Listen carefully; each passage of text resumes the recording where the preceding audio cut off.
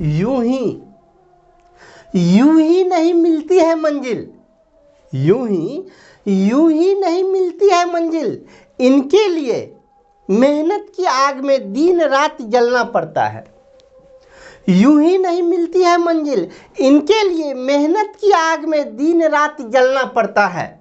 मैंने पूछा चिड़िया से, मैंने पूछा चिड़िया से घोंसला कैसे बनाई, तो वो बोली इनके लिए तिनका तिनका उठाना पड़ता है। मैं इंजीनियर अखिलेश कुमार, आज के क्लास में अपने लोग सॉल्व करने वाले हैं एक्सरसाइज 1.1। बुक होगा एनसीईआरटी क्लास 10 और चैप्टर होगा रियल नंबर अर्थात वास्तविक संख्या। आज के इस क्लास में एक्सरसाइज 1.1 का क्वेश्चन नंबर 2 या इनसे आगे को सॉल्व करेंगे। इनके पीछे का जो कंसेप्ट है इनसे पहले वाले क्लास में हमने अवेलेबल करवा दिया है। इनसे पहले वाले क्लास को देखिए प्लेलिस्ट में जाकर वहाँ आपको मिल जाएगा। आज के इस क्लास में सिर्फ हम एक्सरसाइज को सॉल्व करेंगे, वो भी एक्सरसाइज 1.1 का क्वेश्चन नंबर 2 या इनसे आगे को। चलते हैं क्वेश्चन नंबर 2 पर। यह कहता क्या है, क्वेश्चन नंबर 2 को देखिए क्या कहता है। दर्शाए कि कोई भी धनात्मक विषम पूर्णांक 6q+1 या 6q+3 या 6q+5 के रूप का होता है जहां q कोई भी पूर्णांक है। देखिए ये सवाल देख रहे हैं, इस सवाल को हम दो प्रोसेस से बनाने जा रहे हैं। दोनों में कोई भारी नहीं, दोनों प्रोसेस से बनाएंगे। आपको जो विधि बेहतर होगा उनमें से एक को आप स्टॉक करके रखिएगा, एक को आप डिलीट कर दीजिएगा। यदि आपका मेमोरी पावर ज़्यादा तगड़ा हो तो दोनों को स्टोर करके रख लीजिएगा। चलते हैं बनाने के लिए। सबसे पहले सिंपल प्रोसेस, सबसे पहला विधि से बना रहे हैं, ठीक ना। इनको दो विधि से बनाएंगे। चलिए इनको हल करने का सबसे पहला विधि, ठीक ना। आप पहला विधि नहीं लिखिएगा, हम लिख रहे हैं क्या कि पहला विधि से बना रहे हैं, ठीक ना। पहली विधि से हम बनाने जा रहे हैं। कैसे बनाएंगे, इसमें कह रहा है q क्या है, q जहाँ q कोई भी धनात्मक पूर्णांक है, मतलब q एक पूर्णांक संख्या है। क्या q कोई भी पूर्णांक संख्या। पूर्णांक संख्या कहाँ से आरंभ होती है, तो 0 से। 0 1 2 3 4 5 ये सब पूर्णांक संख्या है, ठीक ना। तो मतलब माइनस में भी होता है, लेकिन कह रहा है जहाँ कोई भी धनात्मक पूर्णांक है, लिखने में थोड़ा सा मिस हो गया, धनात्मक पूर्णांक है मतलब आपको प्लस में ही लेके चलना है। चलिए ये जो आप देख रहे हैं, ये जो व्यंजक जो दिया हुआ 6q+1 6q+3 6q+5, यहाँ q क्या है, कोई भी धनात्मक पूर्णांक है, तो q का मान मतलब पूर्णांक उसमें डाल दीजिए, ठीक ना। चलिए हल। q का मान क्रमशः कितना से, 0 से लीजिए, पूर्णांक 0 से स्टार्ट, धनात्मक 0 1 2 3 4 डॉट डॉट डॉट रखने पर कितना q का मान कितना कितना रखना है, 0 1 2 3 4 5 6 7 8 ये सब रख रहे हैं। किसमें, जो सामने जो आपका जो व्यंजक दिया हो, जो फलन दिया हो, उसमें रखने जा रहे हैं। सबसे पहला क्या है, 6q+1 है, ठीक ना। कितना है, 6q+1। इसमें q का मान क्या सब अपने वाले रखने वाले हैं, 0 1 2 3। सबसे पहले इसमें बारी बारी से रखना है। पहले q का मान 0 रखिए, ठीक ना। यदि q बराबर 0 हो तो सबसे पहला व्यंजक लीजिए, क्या है, 6q+1 है। इसमें q का मान रखिए 0, तो कितना जगह, 6 × 0 + 1, 6 × 0 0, उसमें 1 जोड़ दीजिए तो हो गया 1। चलिए दूसरा का वाला व्यंजक लीजिए, कितना, 6q+3, 6q+3 बराबर 6 गुना q का वैल्यू कितना, 0 0 + 3, 6 × 0 0 + 3 बराबर निकल गया 3।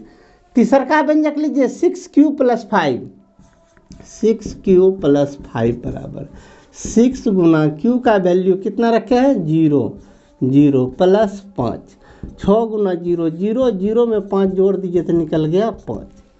q का मान कितना रखे थे, 0। अब चलिए q का मान 0 रख के अपने लोग काम कर लिया। अब q का वैल्यू 1 रखिए, ठीक ना।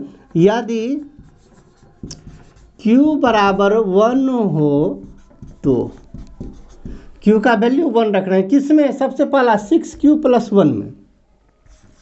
6q+1 बराबर क्या होगा, तो आइए 6 तो 6, q का वैल्यू रखना है 1 + 1, 6 गुना 1 6 + 1 तो हो गया 7। चलिए इस साइड आ जाते हैं, स्पेस नहीं है इसीलिए इस साइड आ रहे हैं। चलिए क्यू का मान 1 रखे इस व्यंजक में। अब दूसरा का व्यंजक लीजिए, कितना है 6q प्लस 3 बराबर 6, तो 6 गुना क्यू का वैल्यू इस बार रखे हैं 1 प्लस 3, तो 6 1 6 3 9। अगल का व्यंजक लीजिए, कितना 6q प्लस 5 बराबर 6 गुना क्यू का वैल्यू इस बार भी 1 प्लस 5, 6 गुना 1 6 5 11। क्यू का वैल्यू पहले रखे थे कितना 0, तीनों व्यंजक में, पहला व्यंजक, दूसरा व्यंजक, तीसरा व्यंजक। क्यू का वैल्यू 1 रखे पहला व्यंजक पे, दूसरा पे, तीसरा पे, इस बार 2 रखिए। यदि क्यू बराबर 2 हो तो क्यू का वैल्यू इस बार कितना रखने जा रहे हैं 2 रख रहे हैं क्यू का वैल्यू सबसे पहला व्यंजक पे। पहला व्यंजक क्या अपने लोग का 6q प्लस 1 बराबर 6, तो 6 क्यू का वैल्यू 2 और प्लस 1, 6 दूना 12 1 13। 6q प्लस दूसरा का व्यंजक 3, तो 6 गुना क्यू का वैल्यू 2 और प्लस 3, 6 दूना 12 3 15।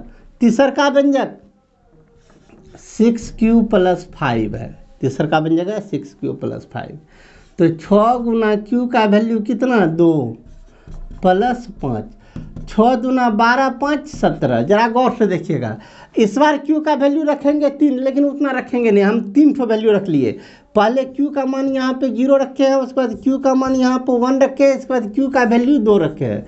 3 मान रख के चेक कर लिए हैं, तो हमें क्या सब मतलब रिजल्ट क्या सब दे रहा है। सबसे पहले हमें इस व्यंजक का वैल्यू निकला है कितना 1, यहाँ पे निकला, यहाँ पे निकला 3, यहाँ पे निकला 5, यहाँ पे निकला 7, यहाँ पे निकला 9, यहाँ पे निकला 11, यहाँ पे 13, यहाँ पे 15, यहाँ पे 17। ठीक ना, फिर से देख लीजिए टोटल व्यंजक का वैल्यू 1 दिया, 1 3 5 7 9 11 13 15 और 17। जितना वैल्यू हमें दिया है जरा गौर से देख लीजिए, सब का सब विषम संख्या है ना, विषम संख्या। तो लिख दीजिए, क्योंकि यहाँ कौन भाई मतलब ये जितना का जितना व्यंजक था 6q प्लस 1 6q प्लस दूसरा का 3 6q प्लस 5 का मान क्या निकल रहा है, हमेशा विषम संख्या निकल रहा है, का मान विषम संख्या है, विषम संख्या है ना, सब विषम संख्या। इसीलिए इससे हम निष्कर्ष निकाल सकते हैं कि और भी आगे हम मान निकालेंगे। अभी तक तो हम कहाँ 17 तक निकाले हैं, और भी आगे निकालेंगे तो ये हर हमेशा विषम संख्या ही वैल्यू देगा। इनको लिख लेंगे, इसीलिए 6q प्लस 1 या 6q या लगा के दीजिए, 6q प्लस 1 या 6q प्लस 3 या 6q प्लस 5, ये तीनों व्यंजक क्या है, ये तीनों का तीनों व्यंजक विषम पूर्णांक का ही रूप है। ये तीनों विषम पूर्णांक का रूप है। हमें यही नहीं कहा था इसे प्रूफ करने के लिए, जरा गौर से देखिए, हमें यही कहा था दिखाने के लिए, दिखाइए कि विषम पूर्णांक धनात्मक विषम पूर्णांक इस रूप का होता है। तो इस सब रूप का हम माने निकालिए, सब का सब हमें विषम संख्या आ रहा था तो लिख दिए यह विषम संख्या का रूप का है। ठीक ना, साइड और आराम से नोट कर लीजिए। ये प्रोसेस तो ठीक है, एक और विधि से बतलाते हैं जो कि इससे भी संभवतः थोड़ा सा सरल और आसान होगा।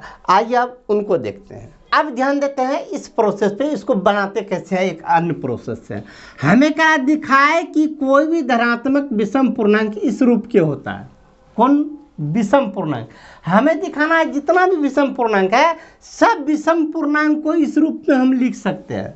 विषम पूर्णांक को कैसे इस रूप में लिख सकते हैं हमें दिखाना है, तो पहले लिख के एक बार ट्रैक करेंगे जो उस रूप में लिख सकते हैं कि नहीं लिख सकते हैं। यदि लिख सकते हैं तो सही में उस रूप का है, नहीं लिख पाएंगे तो उस रूप का नहीं है। तो सबसे पहले अपने लोग चर्चा करते हैं विषम पूर्णांक है कौन कौन, कौन विषम पूर्णांक, विषम पूर्णांक कौन कौन है। विषम पूर्णांक होता है 1 और 3 5 7, अगला बोलिए विषम पूर्णांक 9 11 13, ये सब का सब विषम पूर्णांक है।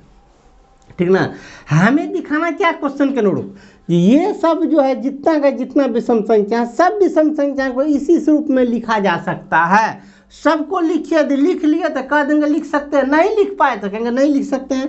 पहला विषम पूर्णांक, पहला विषम पूर्णांक, पहला विषम पूर्णांक कितना, एक है। एक को इन तीनों फॉर्म में से किसी भी फॉर्म में लिख के दिखाइए। तो एक को इन तीनों फॉर्म में से किसी भी फॉर्म में लिख सकते हैं।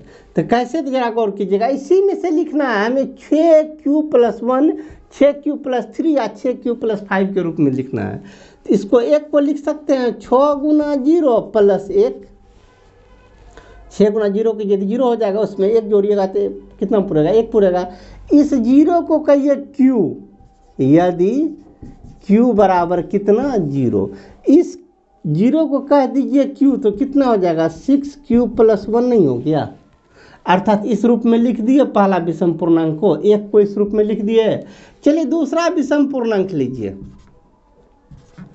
दूसरा विषम पूर्णांक, दूसरा विषम पूर्णांक कितना, 3। 3 को कितना लिख सकते हैं, 3 को लिख लीजिए 6 गुना 0 + 3, 6 गुना 0 0, उसमें 3 जोड़ दिएगा 3 ही होगा।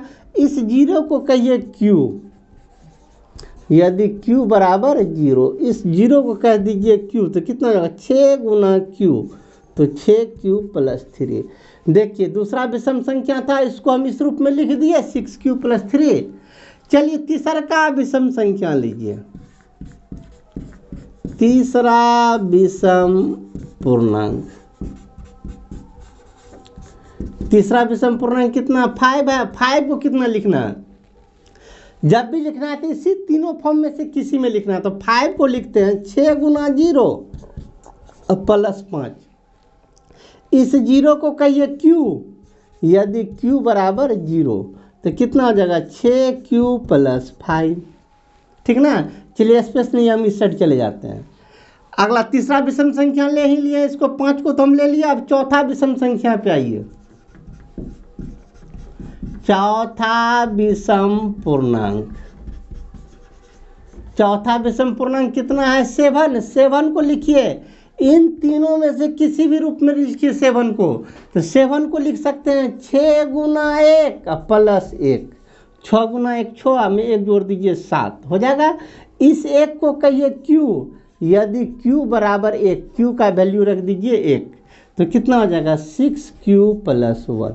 देखिए इस रूप में बन गया हमें। चलिए चौथा विषम पूर्णांक लिए थे, इस बार लीजिए पांचवा विषम पूर्णांक, पांचवा विषम पूर्णांक, पांचवा विषम पूर्णांक कितना है 9। 9 को कितना लिखिएगा 6 गुना 1 + 3, 6 गुना 1 6, 6 में 3 जोड़ दीजिए तो 9। इस 1 को कहिए q, यदि q बराबर 1 तो बोलिए कितना हो जाएगा, q को कहिए 1 को कहिए q तो 6q+3। चलिए पांचवा ले लिए। छठा विषम पूर्णांक इस बार लीजिए, ठीक ना।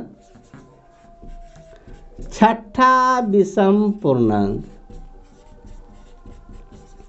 छठा विषम पूर्णांक आपने लोग का 11। 11 को भी लिखिए इसी तीनों में से किसी भी रूप में।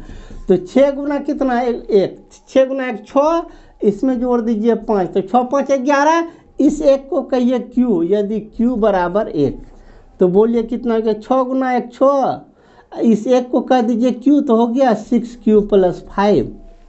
जरा गौर से देखिए, हम यहाँ क्या जितना विषम पूर्णांक लिए कुल मिला के 1 2 3 4 5 6 विषम पूर्णांक लिए, और 6 विषम पूर्णांक को देखिए। पहला विषम पूर्णांक को इस रूप में लिखे हैं, दूसरा को इस रूप में लिखे हैं, तीसरा को इस रूप में लिखे हैं, चौथा इस रूप में, पांचवा इस रूप में, छठा इस रूप में।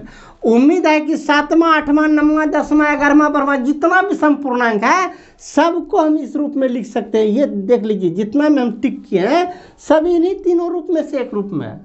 तो हम उम्मीद लगा सकते हैं कि जितना विषम पूर्णांक है सबको हम इस रूप में लिख सकते हैं। इसी बात को लिख दीजिए, यहाँ विषम पूर्णांक किस रूप में लिखे अपने लोग 6q+1 6q+3 या 6q+5 इसी रूप में सब है। यहाँ विषम पूर्णांक 6q+1 6q+3 या 6q+5 के रूप का है। जितना विषम पूर्णांक है सब इसी रूप में आ गया है। अतः अब हम कह सकते हैं जी इससे आगे जितना भी विषम पूर्णांक है सबको इस रूप में लिख सकते हैं। तो वही बात लिख दीजिए, अतः सभी विषम पूर्णांक 6q + 1 या 6q + 3 या 6q + 5 के रूप का होता है। कंप्लीट ना। चलिए आराम से आप नोट कर लीजिए, उम्मीद है कि ये आप आसानी से समझ गए होंगे। चलिए नोट कर लिए इनको। तो अब हम चलते हैं क्वेश्चन नंबर 3 पर। या अब चलते हैं क्वेश्चन नंबर 3 पर। क्वेश्चन नंबर 3 क्या है, इसका स्टेटमेंट कुछ लंबा चौड़ा है, जरा गौर से देखिएगा। स्टेटमेंट क्या है, इनको पहले पढ़िए क्वेश्चन को। कहता है किसी परेड में 616 सदस्य वाली एक सेना आर्मी की टुकड़ी को 32 सदस्यों वाले एक आर्मी बैंड के पीछे मार्च करना है। दोनों समूह को समान संख्या वाले स्तंभों में मार्च करना है। उन स्तंभों की अधिकतम संख्या क्या है जिसमें वे मार्च कर सकते हैं। क्वेश्चन पढ़े, इधर से पढ़े, इधर से पढ़े, इधर से ऊपर से बाउंस हो गया, पता नहीं चला क्या बोला नहीं बोला, जरा पहले समझिए। चलिए क्वेश्चन जो है वह है, आप 5 बार उसको पढ़ लीजिएगा अच्छा से, हम उसका मीनिंग अब समझाने का प्रयत्न कर रहे हैं। 2 प्रकार का सेना है। पहला आर्मी का एक टुकड़ा है जिसमें 616 सैनिक है। दूसरा आर्मी का एक टोली है जिसमें 32 सैनिक है। मतलब 2 प्रकार का सैनिक है। एक सैनिक के टुकड़े में 616 है, दूसरा में 32 है।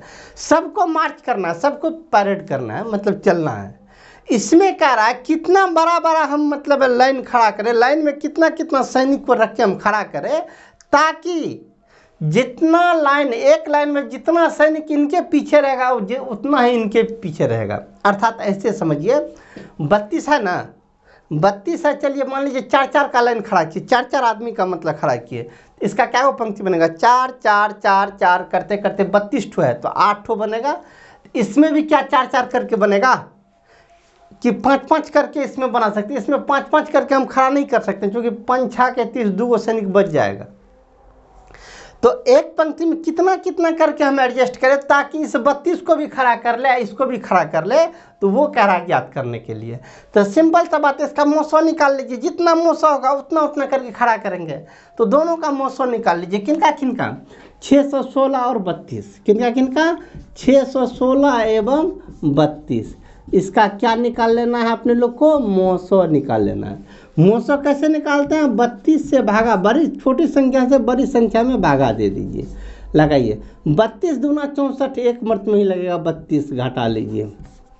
चलिए 11 में से 2 गया, यहाँ बच गया 9, यहाँ बच गया कितना 5 में से 3 गया 2, ऊपर से उतर गया 6। अब लगाइए कितना बार में लगेगा। अब ये लगने वाला है 8 से 9 से एक बार लगा के चेक कर लीजिए। चलिए 9 दूना 18 के 8 हासिल 1 और 9 तिया 27 1 28, ठीक ना। 9 दूना 18 के 8 हासिल 1 और 9 तिया 27 1 28। चलिए घटा लीजिए, 16 में से 8 गया 8, यहाँ तो कट गया, यहाँ भी कट गया।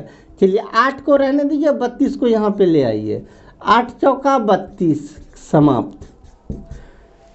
हाँ ये तो मोसो तो निकल गया, लेकिन हमें यूक्लिड विभाजन से निकालना है, याद रखिएगा। तो वो बात यहाँ पे रखना होगा, यूक्लिड विभाजन एल्गोरिथम से यूक्लिड विभाजन एल्गोरिथम लगाइए। कैसे लगाते थे, बीच वाले को लिखिए कितना 616 को लिखिए 32 गुना 19 प्लस 8, 32 गुना 19 प्लस 8। लास्ट वाले को कहते हैं RX। तो RX तो 0 नहीं हुआ, RX 0 होता लास्ट वाला, तो ये मोसो होता, नहीं हुआ तो छोड़ दीजिए। चलिए दूसरा यहाँ पर है 32, तो 32 को लिखिए, 32 को कितना लिखिएगा 8 गुना 4 प्लस शेषफल 0, अर्थात इसको लिखेंगे 8 गुना 4 प्लस 0, ये है RX। चूँकि RX बराबर इस बार निकल गया 0, इसीलिए ये हो जाएगा मोसो बराबर कितना हो गया 8। मोसो बराबर 8 निकल गया। अब नीचे स्पेस नहीं, हम इधर लिख लेते हैं, अतः कितना कितना स्तंभ में खड़ा करना, 8-8 करके खड़ा करना, मतलब 32 गो सैनिक है, इसको भी 8-8 करके खड़ा कीजिए, इसको भी 8-8 करके खड़ा कीजिए, मेरा काम बन जाएगा। 8-8 करके खड़ा कीजिएगा तो 4 लाइन इसका बनेगा, 8-8-8 का 4 लाइन बनेगा, एक भी सैनिक नहीं बचेगा। इसको भी 8-8 करके खड़ा कर लीजिए तो खड़ा हो जाएगा, इसमें भी एक भी सैनिक नहीं बनेगा। आता को हटाइए ना, चलिए यही पे आंसर दे दीजिए, बात खत्म, ठीक ना। साइड और आराम से आप नोट कर लीजिए।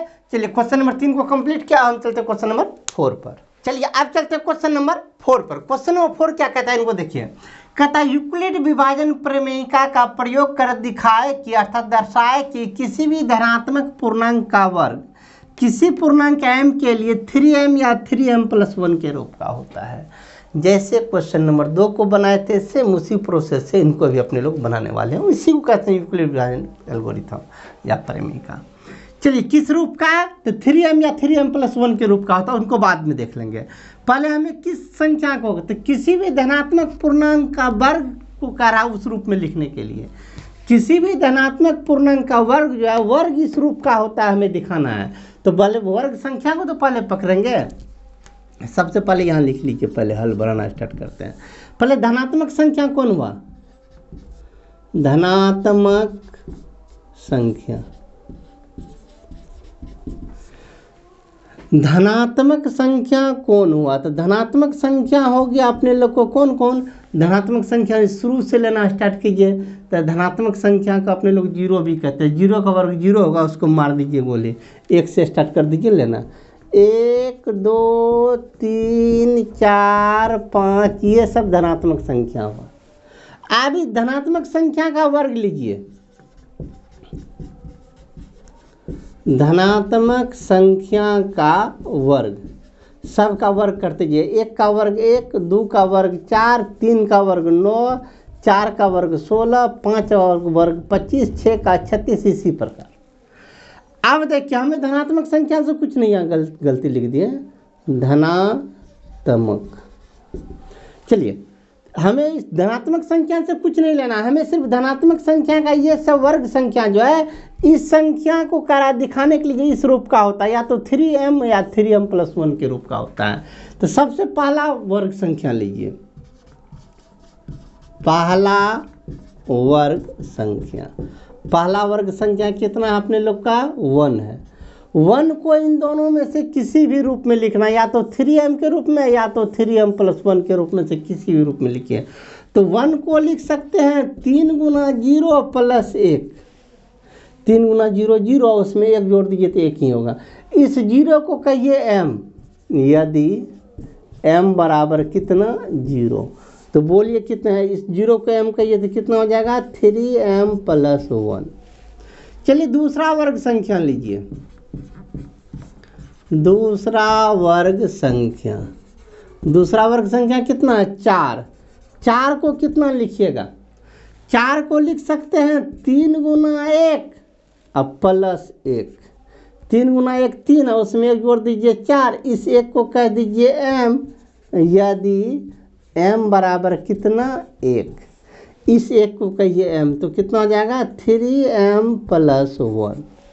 चलिए ये ले लिए, ये ले लिए। तीसरा वर्ग संख्या लेते हैं, तीसरा वर्ग संख्या। तीसरा वर्ग संख्या कितना है, 9 है। 9 को लिखिए, कितना लिखिएगा, 9 को लिख दीजिए 3 गुना 3, 3 तिया 9, इस 3 को कह दीजिए m, यदि m बराबर 3, इस 3 को कहिए m, तो क्या हो गया, ये 3m हो गया। चलिए तीसरा वर्ग संख्या ले लिए। अब लेते हैं चौथा वर्ग संख्या। चौथा वर्ग संख्या, चौथा वर्ग संख्या कितना है, 16। 16 को कितना लिखिएगा, 3 गुना कितना, तो 3 गुना 5 15 +1, इस 5 को कहिए m, यदि m बराबर 5, तो बोलिए कितना, इस m को कहिए 5, इस 5 को m कहिए तो 3m+1 हो गया। चलिए 16 को लिख लिया, अब इसको लिखिए पाँचवा वर्ग संख्या। पाँचवा वर्ग संख्या कितना, 25। 25 को लिखिए, 3 गुना कितना लिखिएगा, तो 3 गुना 8 तो 24, 1 25, 8 को कहिए m। यदि m बराबर 8 तो कितना हो जाएगा 3m प्लस 1। क्या को 5 को वर्ग संख्या लिख लिए हैं, छठा है 36 और भी वर्ग संख्या लिख सकते हैं। तो कहने का मतलब जरा 5 ठो पे तो हम ट्रायल मार चुके हैं। पहला वर्ग संख्या को इस रूप में लिखे हैं, दूसरा वर्ग संख्या को इस रूप में लिखे हैं, तीसरा वर्ग संख्या को इस रूप में लिखे हैं, चौथा ये रूप, पांचवा ये रूप। इस सब रूप को देखिए।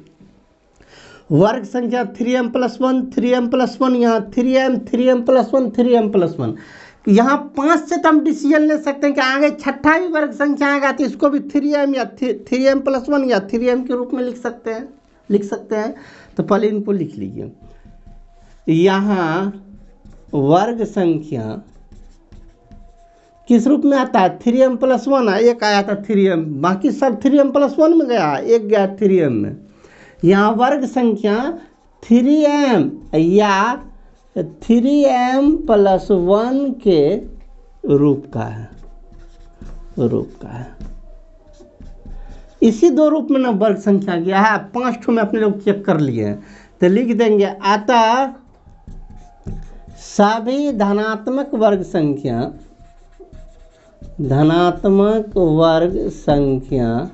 किस रूप में 3m या 3m प्लस 1 के रूप का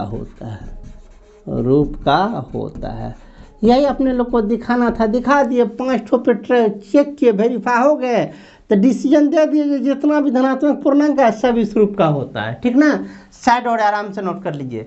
चलिए क्वेश्चन नंबर 4 को फाइनल किया। अब हम चलते हैं क्वेश्चन नंबर 5 पर। क्वेश्चन नंबर 5 पर। क्वेश्चन नंबर 5 भी क्वेश्चन नंबर 4 के ही समान था। क्वेश्चन नंबर 4 में कह रहा था वर्ग संख्या, इसमें कह रहा है घन संख्या। बात सब कुछ सेम है। कहता है यूक्लिड विभाजन प्रमेयिका का प्रयोग कर दिखाए कि किसी भी धनात्मक पूर्णांक का घन 9m प्लस 1 या 9m प्लस 8 के रूप का होता है। सेम प्रोसेस इसमें भी अपनाएंगे। सबसे पहले घन संख्या अपने लोग निकाल लेते हैं। घन संख्या को इन सब रूप में ढालने का प्रयास करेंगे।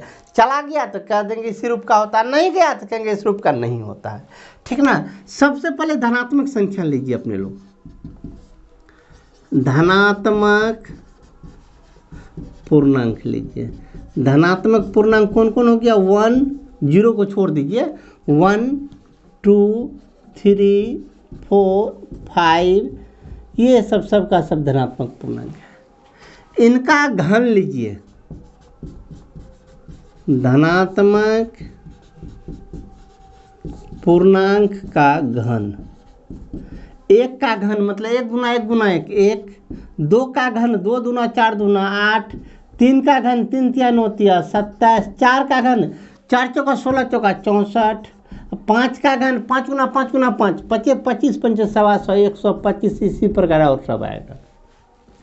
आइए यही सब घन संख्या है। ये सब घन संख्या इस रूप का है कि नहीं है, इसी को अपने लोग को वेरीफाई करना है। चलिए सबसे पहला घन संख्या,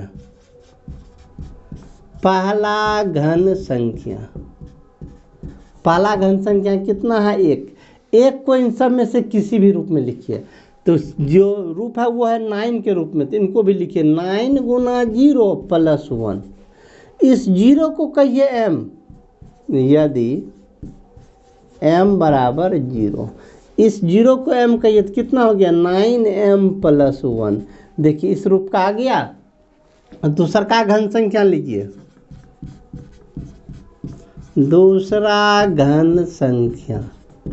दूसरा घन संख्या कितना है 8। 8 को कितना लिखेंगे 9 गुना 0 प्लस 8 कर लीजिए। 9 गुना 0 9, उसमें 8 जोड़िएगा तो 9 गुना 0 0, 8 जोड़ दीजिए तो खाली 8। इस 0 को कहिए m। यदि m बराबर 0 तो कितना हो गया 9m प्लस 8। देख लीजिए पहला 9m प्लस 1 ये बना था इस रूप का, 9m प्लस 8 ये बन गया इस रूप का। चलिए अगल का लीजिए। अगल का कितना 27। तीसरा घन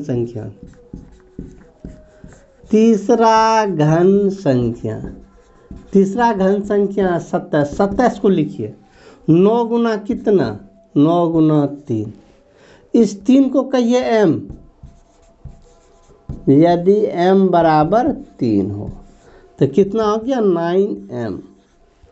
ये किस रूप में चले गए, यहाँ पे 9m अपने लोग को 3 फॉर्म में लाना था। पहला गया इस फॉर्म पे, दूसरा 9m + 8, तीसरा 9m के रूप में गया। 3 घन संख्या चेक किए, चौथा को आइए चेक करते हैं इस साइड। चौथा घन संख्या, चौथा घन संख्या कितना है, ये 27 लिए थे, ये है 64। चलिए 64 को लिखिए, कितना लिखिएगा, 9 गुना कितना, तो 9 गुना 7, 9 से 63, 1 64। इस 7 को कहिए m, यदि m बराबर 7 तो 7 को कह दीजिए m, तो हो गया कितना 9m + 1। चलिए अगला लीजिए, पाँचवा घन संख्या। पाँचवा घन संख्या है 125। 125 को कितना लिखेंगे, 9 गुना कितना, 9 गुना कितना लिखेंगे कि 125 हो जाएगा। पता नहीं चल रहा है तो ऐसे कीजिए ना, 125 में 9 से भागे लगा दीजिए ना, पता चल जाएगा। 9 एका 9 हो गया कितना, 3 3 5 35, 9 तिया 27, 9 तिया 27, घटा लीजिए 8, खत्म। मतलब 9 गुना 13 + 8 करेंगे तो 125 हो जाएगा। तो 125 को कितना लिखेंगे, 9 गुना 13 + 8, 9 गुना 13 + 8, ठीक ना। अब चलिए 9 गुना 13 + 8 125, इस 13 को कहिए m, यदि m बराबर 13 तो कितना हो गया 9m + 8। जरा गौर से देखिए, 5 संख्या में हम ट्राई किए, 5 घन संख्या में। पहला वाला निकला 9m + 1 इस रूप का, दूसरा वाला 9m + 8 इस रूप का, तीसरा 9m इस रूप का, चौथा 9 + n 9m + 1 इस रूप का, ये 9m + 8 इस रूप का निकला। कहने का मतलब जितना भी घन संख्या देख रहे हैं, इनसे तीनों में से किसी न किसी रूप में जा रहा है, ठीक है ना। इस बात को लिखिए, चूंकि यहाँ घन संख्या 9m या 9m + 1 या 9m + 8 के रूप का है, इसी तीनों रूप का है। कहाँ तक, 5 तक चेक किया, 5 घन संख्या पे चेक किया है। उम्मीद है कि आगे भी निकालेंगे तो जितना भी घन संख्या है सब इसी रूप का होगा, उसको भी लिखिए। अतः सभी धनात्मक घन संख्या 9m या 9m + 1 या 9m + 8 के रूप का होता है। कंप्लीट ना, यही नहीं कह रहा था जी इस रूप का होता है कि नहीं होता है, दिखाया एकदम प्रयोग करके हम दिखा दिए, ठीक ना। साइड और आराम से नोट कर लीजिए। चलिए क्वेश्चन नंबर 5 को क्लियर किया, इसी के साथ एक्सरसाइज 1.1 क्लियर हुआ। अब चलते एक्सरसाइज 1.2 पर, लेकिन आज नहीं, आज की क्लास में इतना ही रहने दीजिए। मिलते हैं अगले क्लास में क्वेश्चन नंबर कितना, क्वेश्चन एक्सरसाइज नंबर 1.2 को लेकर। इससे पहले क्लास देखना चाहते थे ऊपर और नीचे, इससे पहले क्लास का लिंक अवेलेबल है, सामने बुक का प्लेलिस्ट है, सामने सब्सक्राइब का बटन। मिलते हैं अगले क्लास में। जय हिंद।